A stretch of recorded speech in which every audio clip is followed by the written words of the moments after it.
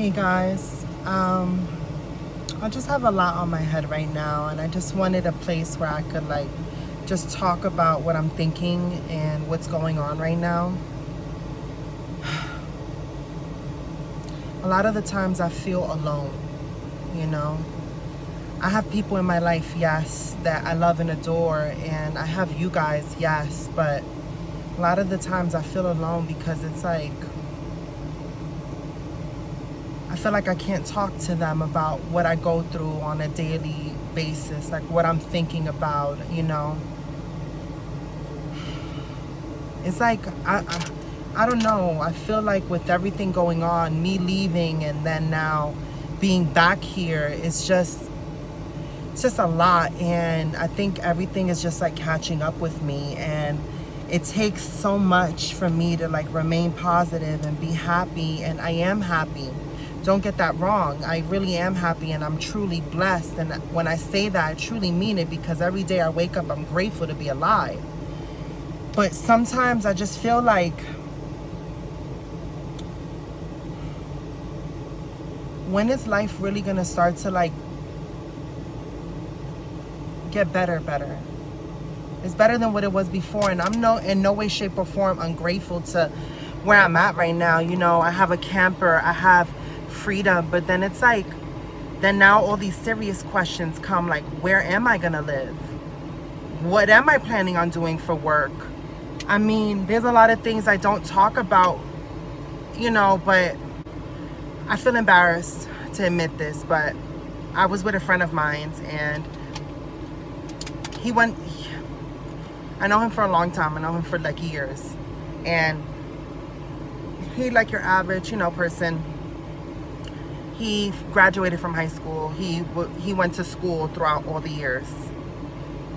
If I'm being completely honest, and this is me sharing something that I thought that I was never gonna share, something that a lot of the times I feel embarrassed about, but I can't continue to beat myself up about it, you know? Like, life handed me a certain deck of cards.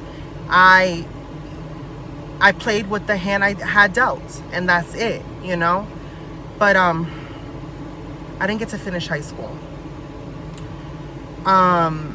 If you guys don't know, I told my mom, and I stood up for myself, and I decided that I was no longer going to hide who I was. I told my mom I was a woman at the age of 13. I believe I was a freshman, if I'm not mistaken, in high school. It was towards the ending of, like, it was like in December, because I remember it was cold, like December, maybe January. I'm not too sure. I try to like forget those things, but no, it must have been after January, after the New Year's. It must have been after the New Year's. It was after the New Year's, I know. It was after the New Year's, because it was still cold, but it wasn't like snowing still. But I told my mom my truth. I told her that I was a woman, and she kicked me out. And I was homeless. And because I didn't have a stable home, and the high school that I went to, I had a principal, I had a family coordinator. It was a really, really small high school. It used to be a factory, and it was one flat floor, and it had a daycare center in it, and across the street there was a police station. I went to that high school, right? We had like, you had to be scanned to come in. Like, it was very much like not a good school. I wanted to go to the LaGuardia High School, but I needed my parents' consent to do it, and my mother wasn't gonna allow me to go to a school in Manhattan because she was still scared about 9/11, you know? 9/11 had happened when I was in junior high. I was going into junior high, and I remember being in the guidance counselor office, because we were, not the guidance counselor, but like, you know, like the dean or whatever, office. We were signing me up for school, and they rolled in the TV and showed us, you know, 9/11, and I just remember not understanding the severity, but like everything shut down. We all had to leave. Like, it was like really scary that day, and everything was so unsure, but I remember that. But like I was saying, I got backtracked with that. I was saying that my high school was a very small high school. I wanted to go to LaGuardia. My mother didn't let me go to LaGuardia because of 9/11, and she was still scared about going into the city. My mother was, you know, very much an older woman. You know, she grew up most of her life in a different, you know, in Vieques, in a different country. So you got to understand that, you know, it's just a different mindset. So she didn't let me go to LaGuardia. She didn't let me audition. She didn't let me do any of that. And because we have different zone schools, I don't know if you guys remember, but back in high school, I know the younger kids probably don't understand this, but let me teach you something. Back when you were applying for high schools, yes, you had to apply for high schools. They gave you a big book that had all the high schools in different boroughs. If you were in New York, you remember this. And you would pick like from a category, I think you got like 5 choices. The first one I put was LaGuardia, and then it was like down to the last one, right? So the last one on my list was this school, and my mother made me put it on the application because she wanted me to be close to where we lived. And I grew up in Brownsville, Brooklyn, which is, you know, the hood. It was all projects. I grew up in the projects. So listen, it was the last choice, and literally all the other choices denied me because that was my zone school, and I didn't get to go to the audition for LaGuardia. So I was forced to go to this school, and this school was very, very like a school that they didn't care. It was like a school where they always sent teachers fresh out of college to come to us, and they would wind up leaving half the year because it was a rowdy bunch. It was a lot of kids. Like, it was bad. It was like a bad school. I'm not going to even try to sugarcoat it. And we had to share printed out textbooks. We didn't even get textbooks. We had to share like printed out textbooks. Can you believe sharing a pamphlet of paper? We already don't have the book. But that's what we had to go through. And our gymnasium was our lunchroom all in one because they didn't, it's a long story. We had an auditorium that we could never use because they had it on lockdown because kids would cut school and do stuff in there. Look, it was, my high school years were interesting. But to cut that story short, when I came out, I told my mom I was a woman. I was 13. I was in school. I was, you know, homeless. I was, you know, the first 3 weeks I was like sleeping in a park bench. If you guys know, I was sleeping in Highland Park in the baseball fields. And from there I went to sleeping on the trains. And I would go to school in the morning because they would take your attendance in second period to make sure that you went to first period. They would take your attendance to second period. But at that time, I used to hate going to school because my name wasn't legally changed by then. So when they would do attendance, they would call out your name out loud. Now, when I first started high school, nobody knew about me. Nobody knew. I was already dressing as a woman. I was living my truth already. The only person I was lying to and hiding to was my family because they weren't understanding. They weren't understanding at all. Honestly, I used to get the crap beat out of me because I was feminine. You know what I mean? I used to hide in the bathroom when nobody was home. We used to have this bathroom with a little hatch lock. It was like a little ring and then the little bloom that you put in there. I used to lock myself in the bathroom when nobody was home because I would be the first one to get home after school, and I would walk because the school was close to where we lived, elementary school. I'm telling you a lot, but I'm telling you the whole history. My sisters used to have Barbie dolls. My sister wasn't a girly girl, and she had all the Sailor Moon dolls, but it was this specific brand. And I got one from a friend of mine who I told this story to, and he remembered, and he bought me the Sailor Moon doll. And, you know, I know this is silly, but eventually I want to collect them all, especially Sailor Jupiter. She was my favorite because she was the tallest, and she always, like, you know, felt like she wasn't like, she always liked the boys, but the boys didn't like her because she was tall, so I resonated with that. So, you know, I'm wearing green, ironically, for Sailor Jupiter. But, listen, I used to lock myself in the bathroom and play with those Barbies, and I used to hide them. My sister used to think that she lost them, but I used to hide them in this little crack. We had a tub, and then we had like tiles that went around the tub, and there was like a little tile that you could pull out that nobody knew about, and it was hollow in the inside, and I used to hide the Barbies in there so I can play with them. So I very much grew up in that house because I knew if I got caught with that, I was gonna get my ass beat. I was gonna get my ass beat. I was gonna be told that that's not what boys play with, that, you know, and it's not to say trigger words, but I grew up in a house where they use the word maricón, and like, that's a really bad word for, you know, a homosexual male. Like, it's a really bad word, and I hate that I have to say it, but I'm just showing you my experience. I'm telling you my truth, and I'm sharing my story so that you guys can better understand me, you know? So that when you see that when I tell you, be positive, never give up, it's because I've been through it. It's because if I would have allowed that to have defined who I am, there would have been no Michelle in front of you right now. I would not have been here. There was times where, I mean, I used to like literally think about, you know, flying, like just one day, just jumping out of the window and just flying and being free, you know? And if you live in New York, in the projects, you have like those little gates that they bolt out so that you can't open the window all the way. And I remember feeling like a caged bird, and I felt trapped, and I just wanted to be free and just like dance and wear dresses and be happy, and I couldn't, you know? I felt literally caged in.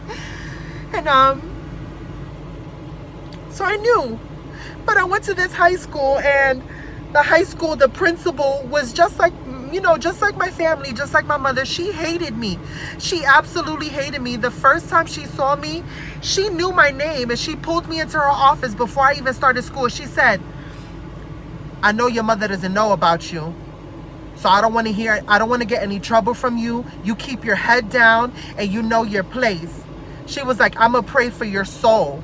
She was a pastor on the weekends, okay, guys? She was a pastor. She told me that she was going to pray for my soul, and she said that if I act up, she was going to tell my mother, and that she was going to send me to the gay high school, which was the Harvey Milk School. I wanted to go to that school, honestly, because the stuff that I went through in my high school, no kid should have went through it, and that's why I didn't get to finish high school, honestly, and I feel embarrassed about it. And, you know, every time I try to go back to high school, you know, because I was living on my own, and I was, you know, I was homeless. I was really homeless. I was like I was 13, and I didn't know what to do, and like I didn't have anybody. There was nobody to understand. There was nobody to go to. Like, I have friends who took me in who literally, they would get in trouble with their mothers, because their mothers would be like, okay, how long is she gonna be here? And I didn't have anywhere else to go. Like, I used to walk around and ask for a quarter to call my mother on the phone. I used to tell people I need to call my mother because I'm lost and I need her to pick me up. And they used to give me a quarter to use for the payphone, and I used to collect the quarter so I could get something to eat every day. Like, I've been through it. When my mother kicked me out, she took away everything she ever bought me. I couldn't take my coat. She literally made me take the coat right off of my back before she said leave. Like, I've been through it, you know? But, so I went to this high school, and that's literally what the principal said. And the family coordinator, I remember all their names. The family coordinator, the same thing. He was like, you know, you're living your life in depravity or something. And he was like, you know, that if you don't repent, you're gonna burn. Your internal soul is gonna burn in hell. You're disgusting. You parade around here. You know what you have in between your legs. Literally, the family coordinator used to tell me that. And like, I never used to want to go to second period because they would say my old name, and I would be embarrassed because nobody knew. Nobody knew that I was trans. Everybody thought that I was a girl, because I am a girl, you know? I am a girl. That's how I was living. And for the, like, literally, I would literally have to go at the end of the school day and go to the attendance office for them to fix my attendance, because I didn't want anybody to have to answer to that embarrassment and say, okay, such and such, are you here? And then I have to say present, and the name doesn't reflect what they see. Like, that's what I had to go through. But nobody understood that struggle. Nobody understood my pain. And when I tell people this, they're like, well, girl, like this, you know, but you don't understand, you know, and I get it. Like, people don't care. It is what it is. But I'm just sharing my experience and what I've been through, you know?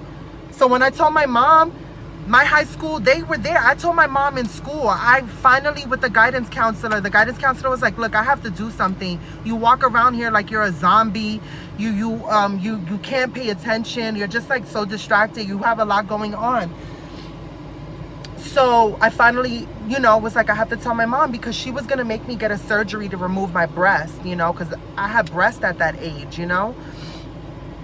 So I know I'm saying a lot, but if you guys want to know the full story, I can tell you guys, but I just need to get this off my chest real quick. I can't go to each little individual story, but it's a lot. So I told my mom in school, the minute I told my mom, she stood quiet and she just stared at me with this look in her eye that I would never forget. Like, if you know my mother, she has like these really chinky eyes and they're hazel and they're so beautiful, but you know, it's almost like her eyes are like just always dreamy and like just smoldering all the time. She doesn't have an open eye.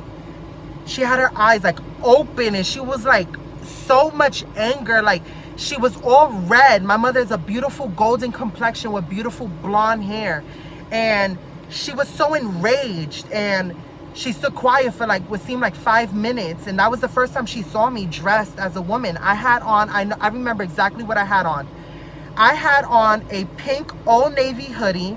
I had on a white beater. I had on a bra from Rainbows. I had on panties from Rainbows. I had on Echo red jeans, light wash Echo red jeans. And to tell you how old this was, I was wearing Fat Farm baby blue and white shell top sneakers with a white furry Kangol bucket hat. That's what I wore the first time my mother saw me dressed the way I dressed. That's how she saw me. And she was like floored. At this point, people were already telling her, I think we saw your child, dressed, like such and such and this, that, and the third. And they would report back, but my mother would never believe it because I would hide it from her. I would leave the house one way, and then I would go to the bathroom, change into what I wanted to wear, and then I would put that away, and like a friend of mine would take it, or I'll put it in a hiding place. She never saw it, I have been doing it since, like, literally, I'm gonna be honest with you, Glitterlly, I stand corrected, Glitterlly, I was doing it since like 3rd grade. Honestly, I was doing it since like 3rd grade with my friend Kimberly. She used to bring me her clothes and I used to change, and I just, ever since then, I was doing it. And it felt right to me. It felt good, and I knew at an early age I had to hide that. I couldn't let them know because I was gonna get my ass beat. Like, I remember, like, literally, I had a ponytail. My cousins grabbing me by my hair, wrapping their hands around it and like punching me in my ribs to toughen me up, to stop being soft. Like, I don't know. But I went to that high school, and when I told my mother and they saw how my mother reacted, the family coordinator, before my mother was leaving the door, because when I told her, when she saw me like that, she got up off her chair so quick and went to grab me, was scratching me, beating my ass in that office. And I was trying every way to get her like off of me and like get away from her. And she was throwing things, like she was enraged. Like something came over her. She was enraged. And the guidance counselor was trying to separate her, and she stormed. She was like, how could you do this to me? How could you embarrass me like this? She ran out storming. And the freaking family coordinator was waiting outside the office. He was waiting to get his hands on my mother because he knew that she came into the school. And he grabbed her and pulled her to the office and literally told her everything, how I was dressing for all these months, how I've been parading around and flaunting my sin. And because my mother's religious, she, she's like, yeah, I agree with you. And after this was all said and done, I stood there in school not knowing what I was going to do. The family coordinator was like, I had an interesting conversation with your mother. Yeah, it's nice to know that she doesn't agree with this sin as well. And I was like, you know what? I'm just not in the mood for this right now. And he was like, now, your mother gave me the permission to tell you about yourself every single day, to tell you that you're not doing right. I know you probably don't have a daddy, but you know what? That's what you need. And I'm like, well, that's the high school I went to, okay? And that's the reason why I couldn't finish high school in there. I didn't want to go back there, okay? And on top of that, I was living from house to house, couch to couch, trying to find ways to eat.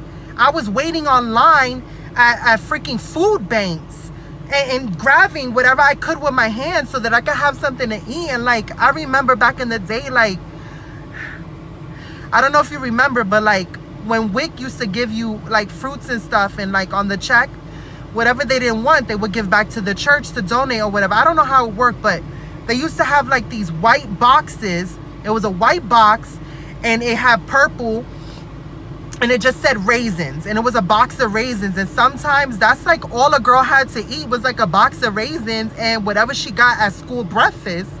And then back in the day, you would get made fun of if you eat school breakfast. Like, people would clown you. But I did it anyway, and I used to wrap whatever I did in and then, like, take it with me to have something to eat. But, like, yeah, I'm not ashamed to say that I had to do that. I'm not ashamed to say that, like, you know, it is what it is. Like, whatever. I went through that. I'm not there anymore. You know, I'm not where I want to be, but I'm not there anymore. I've come a long way.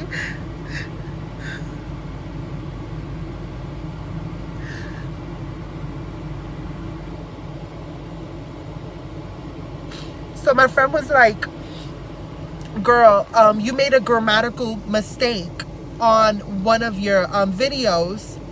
Can I fix it for you? I didn't feel like, I didn't think much, I felt like that shame, like that embarrassment that I didn't know that I made that mistake, right?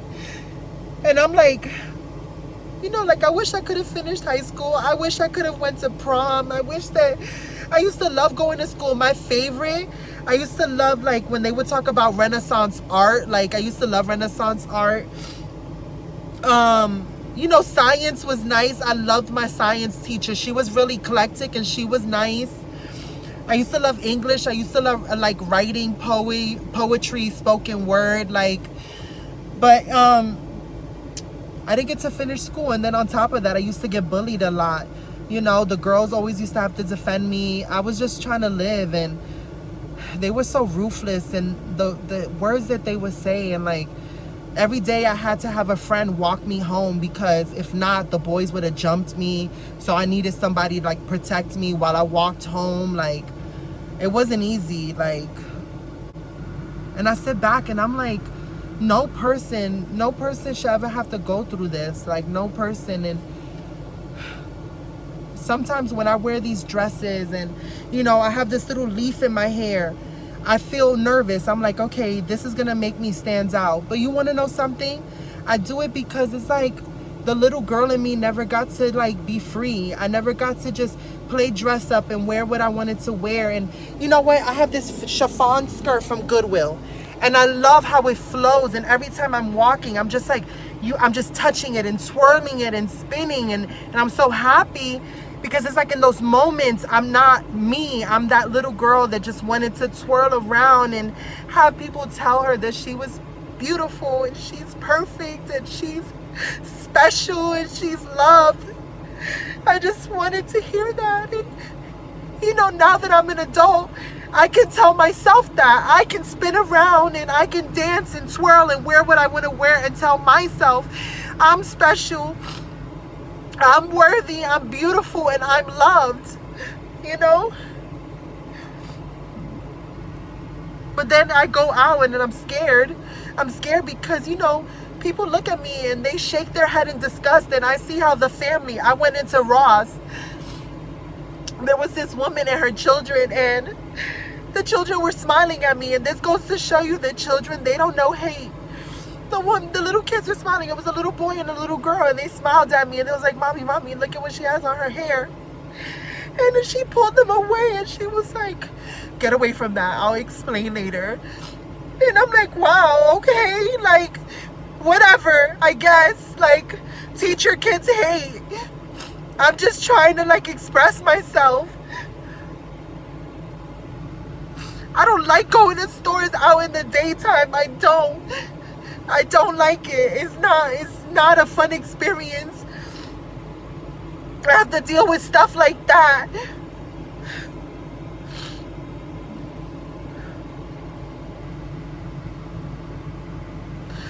I'm okay though, because what doesn't kill me makes me stronger, but that doesn't make the situation any better. I hate when people tell you, oh, what doesn't kill you makes you stronger. Oh yeah, but that doesn't mean that it doesn't hurt. And I want you to know that it's okay that it hurts.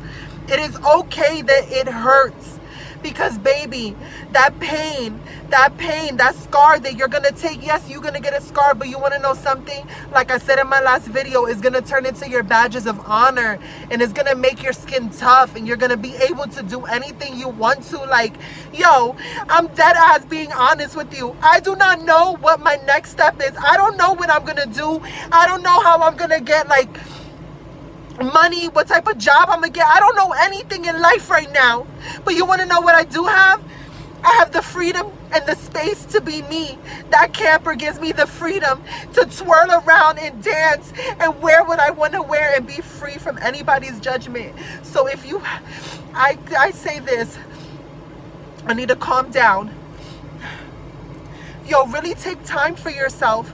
Lock yourself in the room, play your favorite music, and dance. Dance your heart out. Sing your lungs out to the top of your lungs until you're thrown on the floor gasping for air, and celebrate yourself. Because every single day I wake up, I'm thankful that I'm alive, because I don't know when is gonna be my last day. And before my friend left, he told me, hey girl, you know, I saw that like you're getting like a lot of traction. I don't know. Okay, I don't know about numbers. Like for me, people told me, I grew up in a house that if you didn't get an A, it wasn't even worth talking about. So unless you brought an A in your report card, it was nothing. So for me, I'm like, okay, like I'm not nothing until like, I mean, I don't know. I'm not anything, you know, I'm just me. I'm not like anything.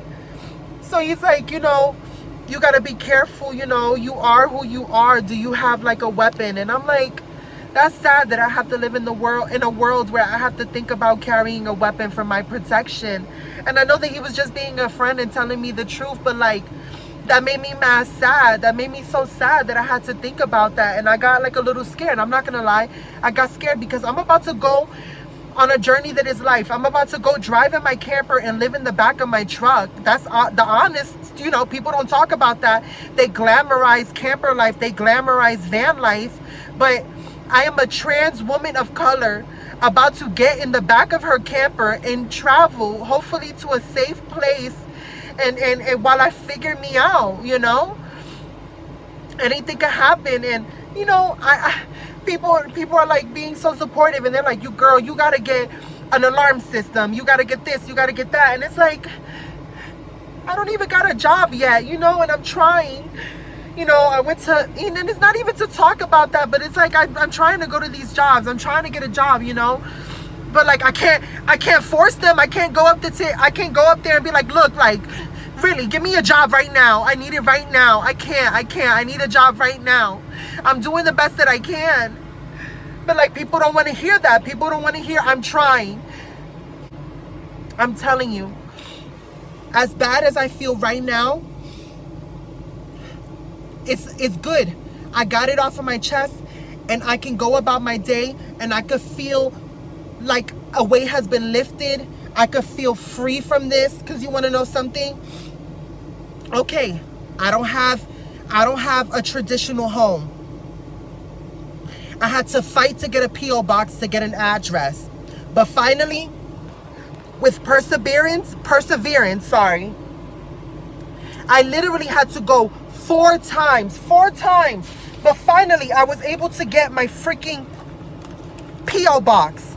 I was able to get my P.O. box, and I have the address right here.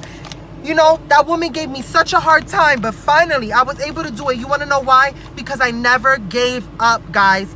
Never, ever give up. There are going to be people who do not want to see you win. There are people that are going to see you enjoying your life. There are going to be people in your life that hate you for it, okay?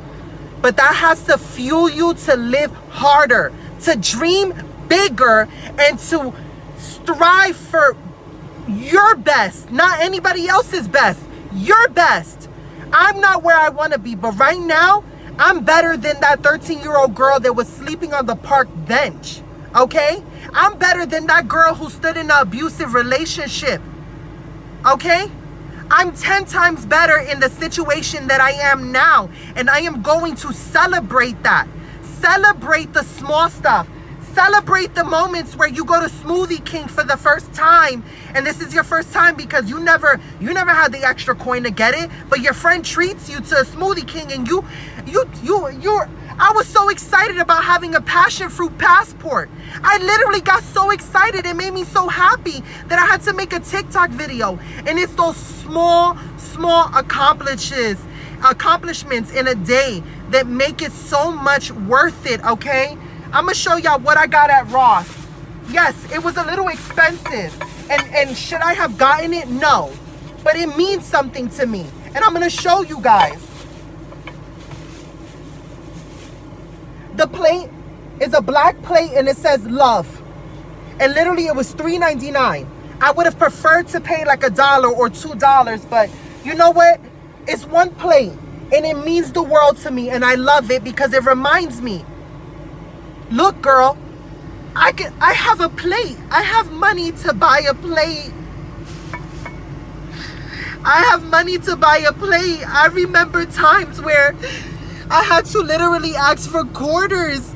I had to ask for quarters to eat, and now, even though it's expensive, it's literally $4 freaking, and I'm like mad now that I'm looking and I paid $4 for it, you know, but I was able to get myself a plate that says love. And this reminds me, like, girl, you not that girl that was asking for food and putting away food from school breakfast. You're that girl who's able to cook meals for herself, and thank God, you know, thank everything. Thank myself, thank the world, thank everything that I'm able to do that now. So, like, celebrate the small stuff in your life.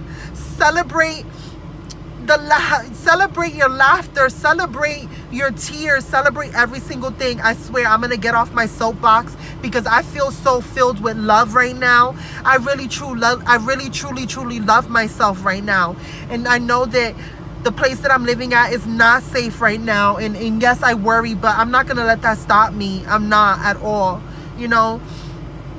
I'm gonna have that dream collaboration with Rihanna. I'm gonna have that collaboration with Lizzo. I know I said it before, but you know what? Your girl is dreaming big, and I'm gonna keep saying it until it happens, period. I love you guys for watching. That was so cheesy, right? I'm giving you a kiss after a nervous breakdown, but whatever. I swear, I'm good. Your girl is good. Sometimes you just have these moments and you gotta, like, get it off your chest, baby. And that's what I'm here for. I want you guys to share stories with me.